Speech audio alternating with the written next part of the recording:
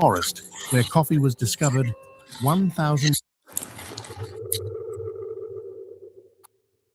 There's a country where human history began, but where today is still the year 2018. A country with one of the hottest places on Earth and one of Africa's highest mountain ranges, just a few hours apart. A country where you can... There's a country where human history began, but where today is still the year 2018. A country with one of the hottest places on Earth and one of Africa's highest mountain ranges, just a few hours apart. A country where you can drink the world's best coffee in the exact forest where coffee was discovered 1,200 years ago.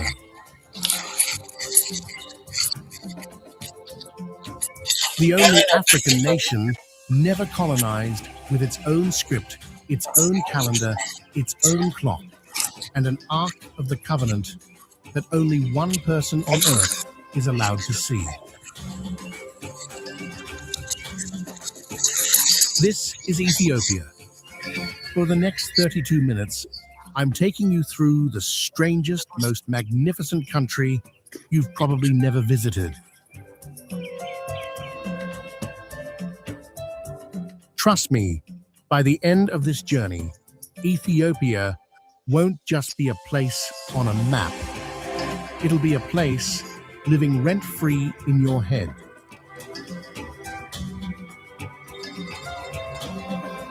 So let's start where every good story starts, at the beginning, at the very, very beginning.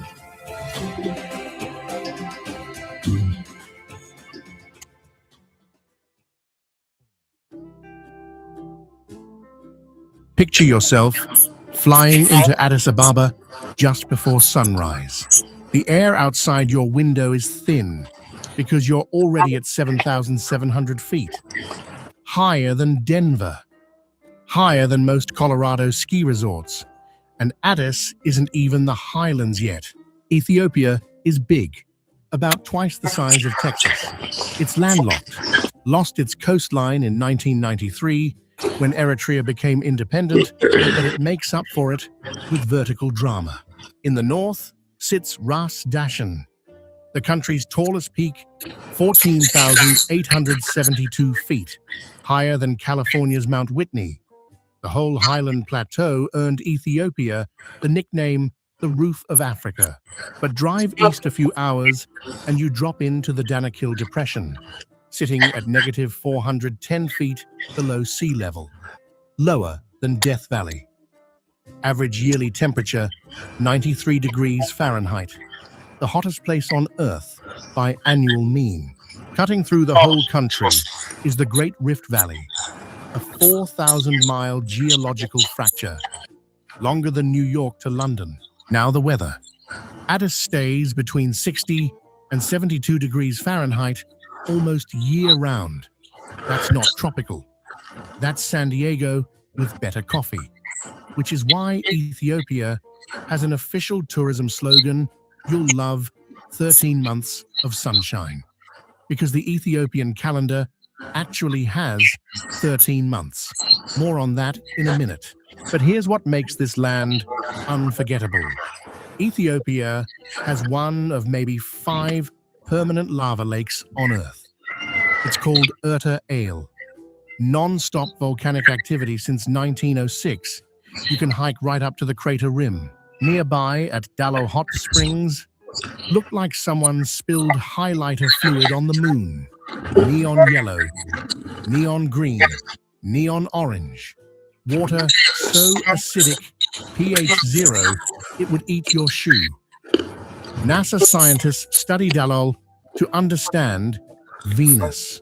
And still today, in that same desert, 3,000-year-old salt caravans move across the pans.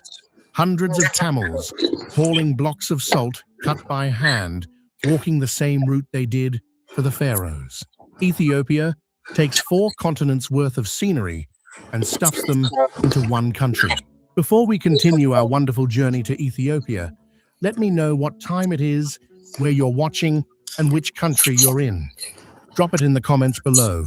Now sit back, relax, and let's enjoy this journey together.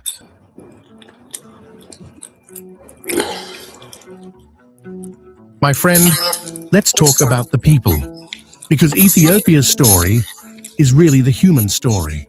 In 1974, in the Afar region, paleontologists found the remains of a small woman, 3.5 feet tall, living 3.2 million years ago.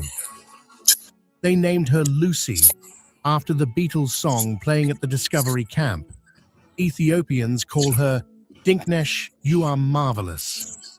Ethiopia isn't just a country, it's hometown to all of us. Over 120 million people live here today across more than 80 ethnic groups speaking more than 80 languages. And they carry a story no other African country can tell. Here's the thing. In the late 1800s, European powers carved up Africa, every single country, except one. In 1896, at a place called Adwa, an Ethiopian army with rifles and spears defeated the modern Italian army. The first time in the modern era, an African nation defeated a European one. And it stuck. Ethiopia was never formally colonized. That's why Ethiopia has its own everything. Its own script Ge'ez, 209 characters. Its own church from the 4th century. And my favorite, its own calendar. Today in Ethiopia, it's the year 2018. Not a typo. Roughly 7 to 8 years behind the Gregorian calendar. Because ancient Coptic monks calculated the birth of Jesus differently. 13 months, 12 of 30 days, plus 1 short month, called Pagumi. New Year is in September. Clocks start at sunrise, not midnight. When it's 7 a.m. for you in New York, it's 1 in the morning Ethiopian time. Now, the women. Ethiopian women are widely considered among the most beautiful in the world. High cheekbones, wide eyes, incredible poise. In 1992, a young woman from a rural village named Duratu Tulu won the 10,000-meter Olympic gold, the first black African woman ever. And the biblical queen of Sheba Ethiopians will tell you she was one of theirs. Here's the phrase you'll hear everywhere. Yena Konjo. It means you are beautiful to me. Because hospitality here isn't polite, it's sacred. Refuse an invitation to coffee, and you've just insulted the whole family. You've made it through the first part of our journey. If you're loving Ethiopia so far, drop a 1 in the comments below. What's coming next are the incredible things you don't want to miss. Stay with me, my friend.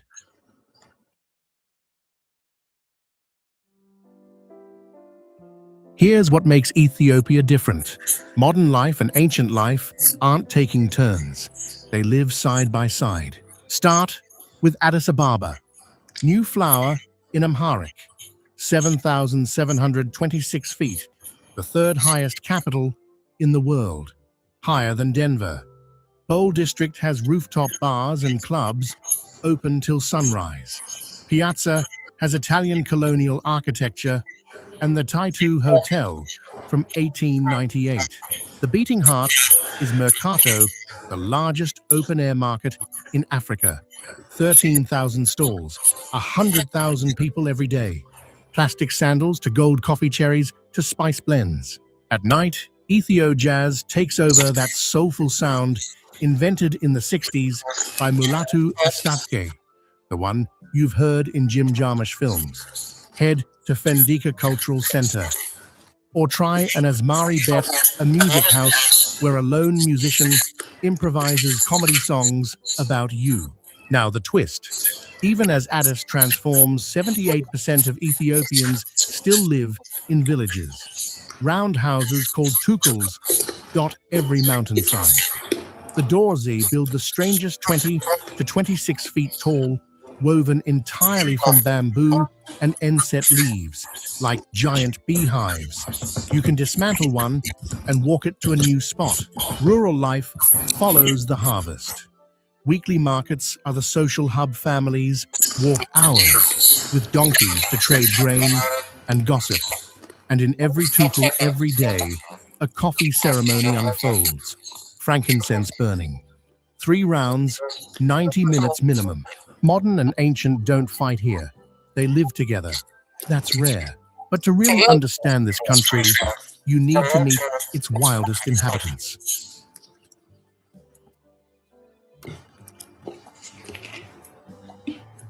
Now meet Ethiopia's real superstars. They live nowhere else on Earth. The Ethiopian wolf, the only wolf species in all of Africa, and the rarest wild dog on the planet, only about 500 left, all above 10,000 feet in the Bale and Simeon Mountains. Rusty red coat, white muzzle, size of a small German shepherd.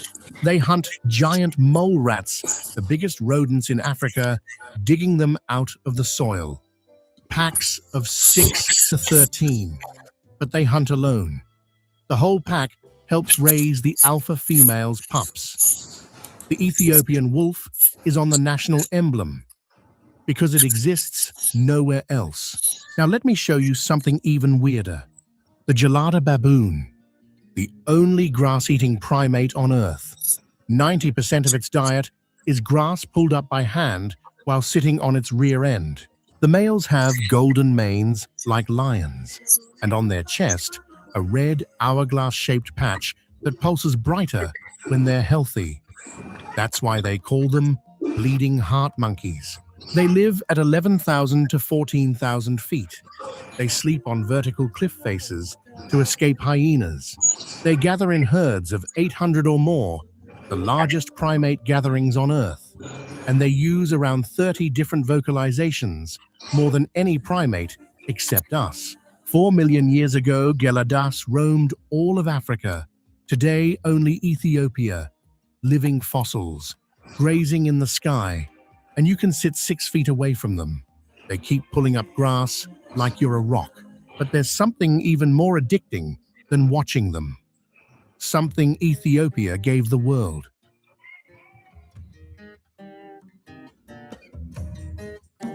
Speaking of things that only exist here, coffee itself was born in Ethiopia. Picture the 9th century. A young goat herder named Kaldi in a highland region called Kaffa. Yes, that's where the word coffee comes from. Kaldi notices his goats acting strange, extra bouncy, dancing on their hind legs. They've been eating red berries from a wild shrub. He tries them himself. Suddenly, he's dancing too. He runs to the local monastery. The monks are horrified, the work of the devil, and throw the berries into the fire. But then, the aroma. They rake the beans out of the flames, crush them, soak them in hot water, and the world's first cup of coffee is brewed. The story might be legend, but the science is real.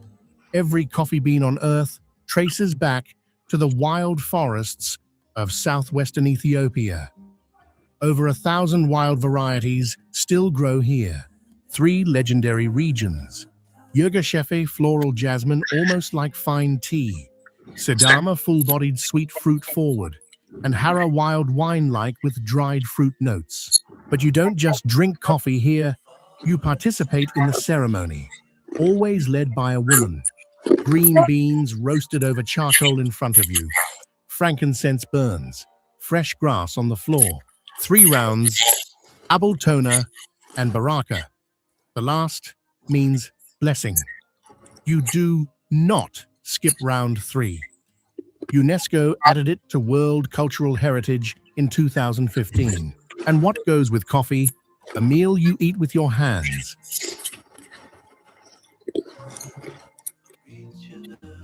All right, let's eat. The star of every Ethiopian meal is injera, a giant sourdough flatbread made from teff, an ancient super grain naturally gluten-free. Injera is your plate, your utensil, and part of the meal. Tear off a piece, scoop up whatever's on it, and eat. The king of sauces is Doro Wat. Chicken slow simmered in berbere, a fiery spice blend with 15 ingredients. Add niter kibe, clarified butter, infused with cardamom. Drop in hard-boiled eggs. Ethiopia's national dish, smoky, spicy, buttery. Then, kitfo, hand-minced raw beef, seasoned with mitmita, Ethiopian tartar. Shiro, a chickpea stew, is the go-to during the 200-plus Orthodox fasting days. Tibs is spiced meat seared fast. To drink tej, honey wine served in a round flask called a barelli. The emperors drank tej. You should too. One more tradition, Guasha. The most senior person at the table feeds you the first bite with their hand. It's how affection is shown. Refuse it, and you've broken something sacred. Now, if you thought food and coffee were peak Ethiopia, wait until you see what people built out of solid rock. Here it is, the thing I've been building up to, where Ethiopia stops being a country and becomes something else entirely. The town is called Lalibela, 8,200 feet up in the Northern Highlands. What makes it one of the greatest wonders of the ancient world is what people did here in the 12th century. They carved 11 churches out of solid volcanic rock from the top down. That's the part that breaks people's brains. These weren't built, they were excavated. Workers started at ground level and dug down into the bedrock, hollowing out chapels' doorways, cross-shaped windows, secret passageways, all from a single continuous piece of stone. Legend says the whole complex was finished in 25 years, and that at night, while masons slept, angels came down and continued the work. When you see the precision, you understand why people believed that. The one everyone dreams of is Beit Georgis, the Church of St. George, carved 40 feet down into the earth, a perfect cross shape, symmetrical from above, still an active place of worship. Pilgrims in white robes climb down into the rock-light candles and chant in Ge'ez. This isn't Petra. This isn't Machu Picchu. At those places you visit, at Lalibela, people still live the faith the buildings were made for. It's alive. Here's something I'll never forget. In one of the caves next to Beta Golgotha, a hermit monk has lived alone for 40 years. Asked why, he said, "This is my home. God gave it to me." Lalibela isn't a monument. It's a heart still beating in stone. And if Lalibela is Ethiopia's cathedral in stone, the next stop is Ethiopia's Palace of the Sky. Let me take you 400 miles north to a city older than most European cathedrals, Aksum, once the capital of one of the four greatest empires of the ancient world, alongside Rome, Persia, and China. That's the ranking of a Persian scholar named Mani in the 3rd century. At its peak, Aksum controlled trade across the Red Sea to India. It minted gold coins, adopted Christianity in the 4th century, one of the first nations on earth. They built monuments to match, massive granite obelisks carved from single blocks. The tallest standing is 78 feet. The one that fell measured 108 feet taller than the Statue of Liberty without her pedestal. Here's the crazy part. Ethiopians believe the Ark of the Covenant, the sacred box that held the 10 Commandments, is right here, in a small church called Our Lady Mary of Zion. According to tradition, Menelik, the first son of King Solomon, and the Queen of Sheba carried it back from Jerusalem 3,000 years ago. Only one person on earth is allowed to see it, a single monk appointed for life. He never leaves the church grounds. When he dies, Another is chosen. Axum built vertical, but Ethiopia's next great city was built for war.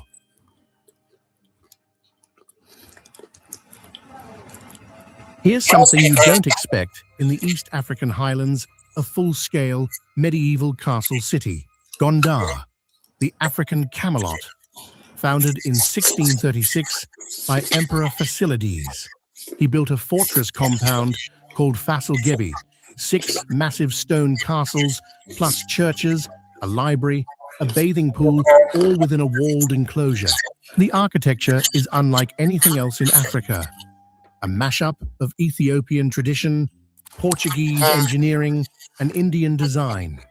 Round towers, arched windows, battlements, right in the middle of the mountains. UNESCO listed it in 1979. But my favorite thing about Gondar isn't the stones. It's what happens once a year at Fasilides Bath, a giant rectangular pool built for royal celebrations. Every January 19th, during Timkat, priests bless the water. Then thousands of Ethiopians in white robes jump in for a renewal